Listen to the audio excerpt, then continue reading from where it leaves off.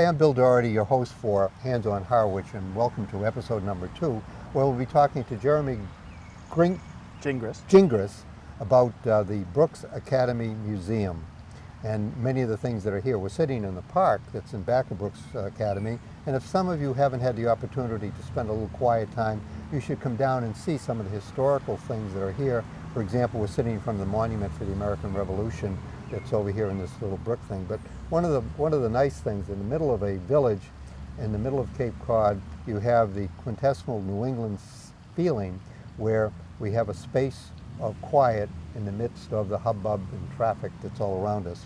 So with that, Jeremy, tell us why there was a Brooks Academy Museum. How did it all get started, and lead me on there so we can tell folks about it. Sure.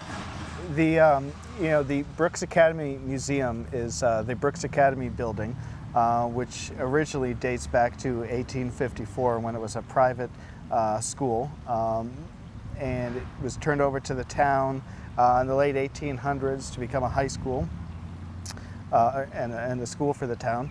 The Brooks Academy Museum Commission came about, I think it was actually in the 90s, late 80s, when the Historical Society took over the lease. Mm-hmm. The Harwich Historical Society leases Brooks Academy Museum, and that's where they have the Brooks Academy, where they now have Brooks Academy Museum, and it's a tribute to the town. All the historical attributes of the town, including cranberry farming. It has a railroad exhibit, and then there's an exhibit that changes each year. Let me say that I had the opportunity, when you had the open house earlier on, to go see that railroad exhibit, and it's quite interesting. And if anybody's a train buff or model trains, they could bring their little hat and they could actually watch it, because it does show how commerce actually was occurred in moving goods and services around the town. That's when I guess that would have been at the height of using railroad for freight. Yeah, it's a great exhibit that, like you said, showcases Harwich and how dependent it was on the rail system, which is now a bike route, which is still another fascinating part of the town. Connects most of the villages through that route. Between that, the cranberry exhibit, which is another historical, incredibly significant part of Harwich. And then each year, again, they have the different exhibits. Last year they had Elmer Kroll exhibit. They had some of his decoys. They've had Charles D. Cahoon. Just to stop for a minute, perhaps people don't know about the fame of that decoy carver. Do you know anything about his history? Sure. Elmer Kroll was a carver in the early 1900s to mid 1950, and he was famous more after he died. People did come, they lined up at his house, they'd go and they'd pick up a decoy on their way, to the Outer Cape and to different parts, and he carved and painted hundreds, if not thousands, of decoys. He's known pretty much worldwide, for being the founder of the decoy art. No, and some of that art is here at Brooks Academy.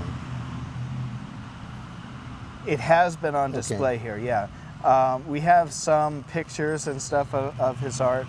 I think there's a couple decoys that are, but they're not on display.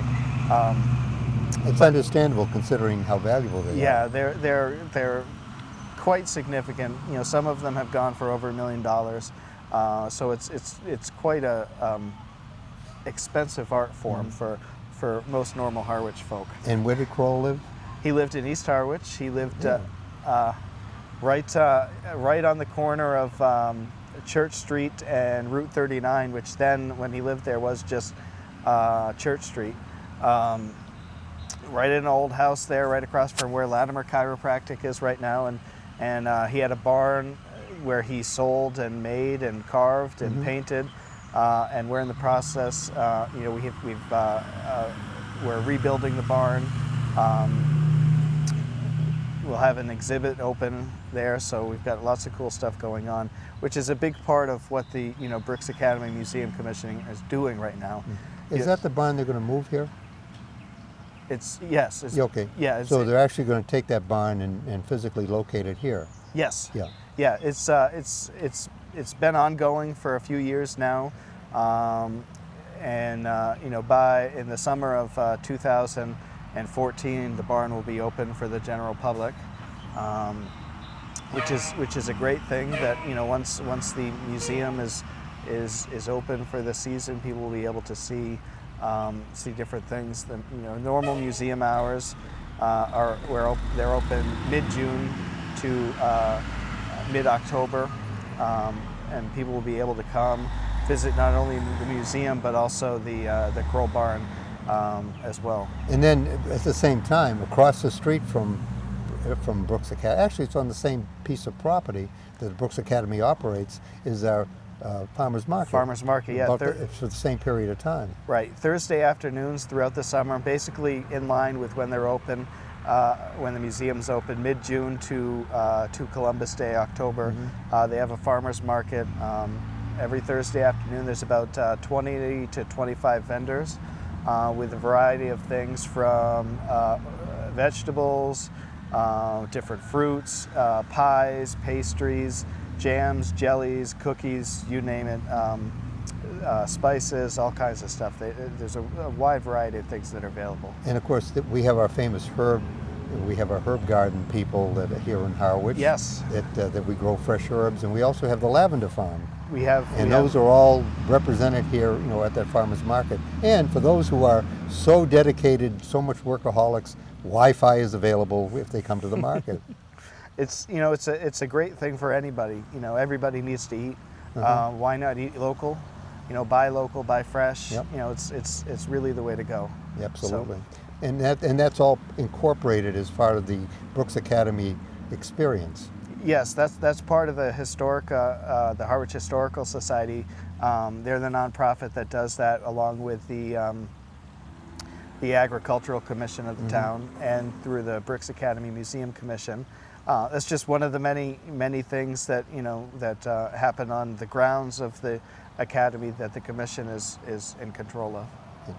Now, when people come, some of them express an interest in getting involved in things, and one of the issues for a lot of people is, how do they do that? If they wanted to get more involved with the Brooks Academy Museum, how would they do that? Well, there's a couple things. One, there's different layers of the volunteerism, but the town commission is the Brooks Academy Museum Commission. It's a 5-member body. It includes myself, Peggy Rose, Patty Smith, Sandy Hall, and Barry Knowles. So we make up the commission. We meet Wednesday afternoons here, the third Wednesday of the month. They're public meetings. They're posted publicly. The agendas are posted, so anybody that that wants to come and talk about what's on the agenda, the farmers market, the Kroll Barn, they're more than welcome to come and help. And then the Historical Society is kind of separate, but that's who ultimately is kind of under the museum. And anybody can contact the Historical Society and find out about becoming a docent or volunteering. Explain to people what a docent is. So a docent basically it's at the museum. It's people that help out, provide information, and different things at the museum. So anybody that has an interest in history, would be a great docent. And one of the things you find that if you are telling or explaining something to somebody else, you learn so much more about it yourself, because you want to know enough about it in depth so that it's easier for you. And as you do that, you get more information, and it really enhances your experience. Now, to become a docent, that would be available not only to our year-round residents, but that would be available to people who might be what we refer to as summer people as well, right? Yeah, the museum's open June through October, Yes. So it's the perfect opportunity for somebody who's only here in the summer to pick up an hour shift or something like that. In addition to that, they always need help in the they have a a little store that they sell different, books and games and that type of thing. Help at the farmers market, and then of course, there'll be help needed once the barn is done, for people to answer questions and stuff in there too. Well, the reason I bring up the opportunity for for seasonal folks to participate is that a lot of times we have people have an interest in becoming, let's say, become more involved with the town, because what we found at the Cape Cod Commission and at the county, that many of the people who have started here as summer residents have converted their summer place into a year-round residence, and a lot of them are anticipating doing that. I know of several people who have expressed an intention that when they retire, they're going to move down here full time, and I've even heard that within my own family. Although although my daughter just turned 50, the oldest one's 55, the other one's 51. The one that's 55 will be working forever to pay off her student loans. The other one is doing a little bit better, but they both have expressed an interest of both coming to the Cape and staying here. So I would suspect that there's a lot of folks, like my daughters, that would be interested in becoming more part of it, especially such a lovely town like Harwich. And this, I would suspect, based upon what we talked about, Jeremy, that this is one of the easier committees to be involved with, to join up with, because there's so much to do and so many hands are needed. Yeah, it's a pretty easygoing committee. It's fairly light work. It's a good starting point. We don't meet weekly. We don't meet, and the meetings last about an hour and a half, and there's work to be done, but it's fun. If you like the town, you're going to have fun doing it. Well, the whole trick is that I don't think that people come to Harwich who don't like being here. Right. So, and if you like being here, this is a great opportunity to, let's say, to be more of a part of something you really enjoy and you really like to do. So the door's open, right? Absolutely. And I want to emphasize something else, because we all go to meetings. Those of us, who are in public life, see a lot of meetings. But the main thing is that the work doesn't get done at the meetings. That's where they set the work schedule. Absolutely. And pretty much you can develop your own schedule and work at your own pace to do that. So open door. The welcome mat is out, and whether you're here all year long or just here for the summer, come on and see us. Now, again, how would they get in touch with you? So the easy way to get in touch with the museum is you can either contact me at the Chamber of Commerce. Is there a Chamber of Commerce in Harwich? Yes. And where is the Chamber of Commerce? It's in Harwich Port, on Main Street in Harwich Port at One Schoolhouse Road, right at the municipal parking lot. So they can stop by to see me. They can call me at 508-430-1165 or email me at jeremy@harwichcc.com, or you can call the museum here, and I don't have the number off the top of my head. Well, I'm sure if it's in the book. It's in the book. But in any case, if you know that you can get a hold of you through the Chamber of Commerce, the Harwich Chamber of Commerce does do a lot of advertising. God knows at a town meeting we support you, so hopefully you're doing all that advertising, and you'd have an opportunity to join up then. Okay, if you wanted to give one takeaway to people about what we're doing, what would it be? We're here to preserve Harwich, and not just the Historical Society, but the Museum Commission, and that's our goal. So, you look around, you look at the grounds here, it's all about, the idealistic part of Harwich throughout the years. And it's a snapshot of a variety of different decades, but, it's all about preservation and historical, and just becoming a part of the community that we all love.